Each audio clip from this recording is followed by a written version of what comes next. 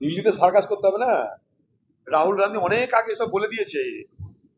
সারা ভারতবর্ষের এশিয়ারে বিরোধিতা, ভোটার অধিকার যাত্রা, কোথায় কোথায় ত্রুটি বিচ্যুতি, কি হতে পারে না হতে পারে, বিস্তারিত ভাবে ওই খোকা বাবুকে রাহুল গান্ধীর বাড়িতে ডেকে লিখে ট্রেনিং করিয়ে বুঝিয়ে দিয়েছিল। তৃণমূল পার্টি কেন, সবাই জানে এটা। এখন দেখে সবই তো হয়ে গেল, আমার তো নাম হলো না কিছু, অথচ এই বাংলায় সব থেকে ভালো এসআর হয়েছে, এটা দিদি বলছে, এটা নির্বাচন কমিশনের রেকর্ড বলছে। অন্য রাজ্যে কোটি কোটি নাম বাদ গেছে, এখানে নাকি বাদ যাচ্ছে না বা যাবে না। দিদি এখানটাই সব রকম ভাবে নির্বাচন কমিশনকে সহযোগিতা করলো।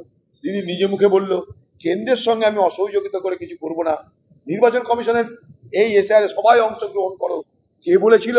এই দিদি তার খোকাবাবু লক্ষ লক্ষ লোকের ভিডিও কনফারেন্স করে বুঝিয়ে দিয়েছিল কেমন করে এসআর করতে হবে। এখন সব হয়ে গেছে, জ্যান্ত মৃত, মৃত জ্যান্ত সব গল্প শেষ।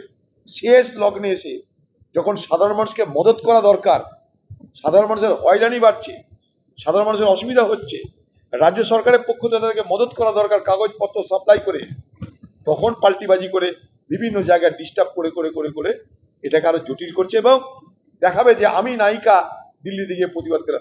কর্নারে ভাই, এত দেরি কেন? এত দেরি কেন? বাসি বিয়ে হয়ে যাওয়ার পর তুমি চলে আসছো বরযাত্রী সেজে, অদ্ভুত ব্যাপার।